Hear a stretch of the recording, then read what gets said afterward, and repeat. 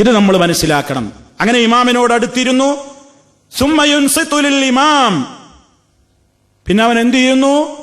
വളരെ ശ്രദ്ധിച്ച് ഇമാമിന്റെ ഖുതുബ അവൻ ശ്രദ്ധിച്ച് കേൾക്കുന്നു. അതും വേണം, ശ്രദ്ധിച്ച് കേൾക്കണം.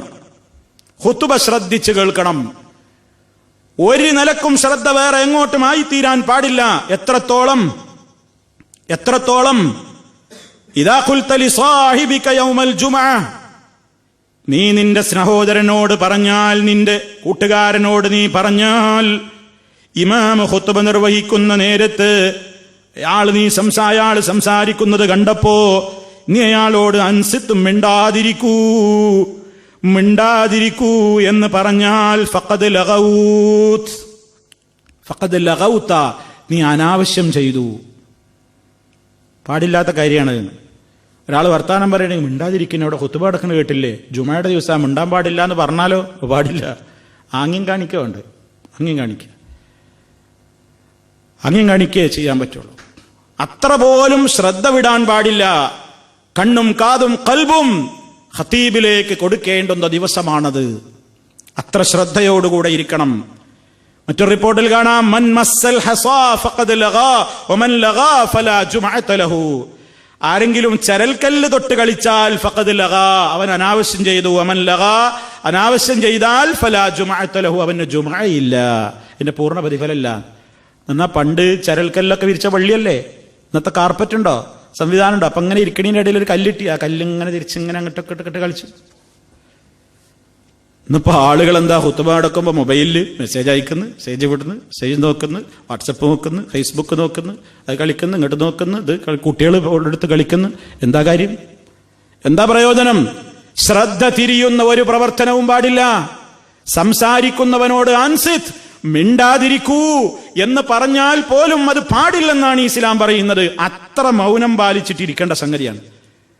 എന്നിട്ട് വന്നിട്ട് അങ്ങനെ വർത്താനം പറയും, ഖുതുബന്റെ അഭിപ്രായം പറയും, മറ്റവന്റെ മുഖത്തൊക്കെ കമന്റ് പറയും. ഇതൊന്നും പാടില്ല. വളരെ ശ്രദ്ധയോടെ ഇരുന്ന് ശ്രവിക്കേണ്ടുന്നതാണ് ഖുതുബ.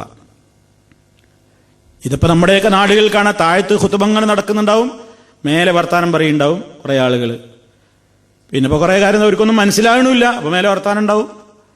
ഇനി ഉണ്ടെങ്കിലും എന്തായിരുന്നാലും വളരെ ശ്രദ്ധയോടുകൂടെ കേട്ടിരിക്കാനാണ് ഇസ്ലാം പറയുന്നത്. സംസാരിക്കാൻ പാടില്ല, മറ്റു കാര്യങ്ങളിലേക്ക് ശ്രദ്ധ പോകാൻ പാടില്ല. ഇസ്ലാം വളരെ കൃത്യമായി തന്നെ നമ്മോട് പഠിപ്പിച്ചിരുന്നിരിക്കുകയാണ്. അതുപോലെ തന്നെ സഹോദരന്മാരെ, അങ്ങനെ ഈ രൂപത്തിലുള്ള കാര്യങ്ങളൊക്കെ ഒരാൾ പാലിച്ചു കഴിഞ്ഞാൽ ഇല്ലാ ഗുഫിറ ലഹു മിനൽ ജുമുഅത്തി ഇലൽ ജുമുഅത്തിൽ ഉഖ്റാ, ഒരു ജുമഅയുടെയും അടുത്ത ജുമഅയുടെയും ഇടക്കുള്ള പാപങ്ങളെ, അതേ തന്റെ കഴിഞ്ഞ ജുമഅയുടെയും ഈ ജുമഅക്കും ഇടക്ക് വന്നിട്ടുള്ള ചെറുദോഷങ്ങളൊക്കെ അള്ളാഹു അവന് പുറത്തു കൊടുക്കും.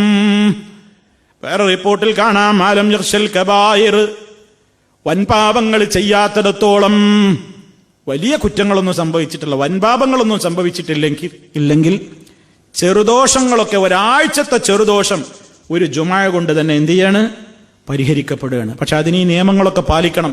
കുളിക്കുമ്പോഴാ ഉദ്ദേശം വേണം, നല്ല ശുദ്ധി പാലിക്കണം, ഭംഗിയാർന്ന രൂപത്തിൽ വസ്ത്രം ധരിച്ച് പള്ളിയിലേക്ക് പുറപ്പെട്ട് ചുമല് ചാടി കിടക്കാതെ, രണ്ടാളുകൾക്കിടയിൽ വേർപിരിക്കാതെ, അതുപോലെ തന്നെ നിസ്കാരം നിർവഹിച്ച് ഖതീബ് ഖുതുബ നിർവഹിക്കാൻ തുടങ്ങിക്കഴിഞ്ഞാൽ അതിലേക്ക് വളരെയേറെ ശ്രദ്ധിച്ച് മൗനം പാലിച്ച് അങ്ങനെയൊക്കെ നിയമങ്ങൾ പാലിച്ചാൽ അവന്റെ ഒരു ജുമഅയുടെയും അടുത്ത ജുമഅയുടെയും അഥവാ രണ്ട് ജുമഅകൾക്കിടയിലുള്ള ചെറുദോഷങ്ങൾക്ക് അത് പരിഹാരമാവാതിരിക്കില്ല എന്നാണ് റസൂലുള്ളാഹി സ്വല്ലല്ലാഹു അലൈഹി വസല്ലം നമുക്ക് പഠിപ്പിച്ചു തരുന്നത്.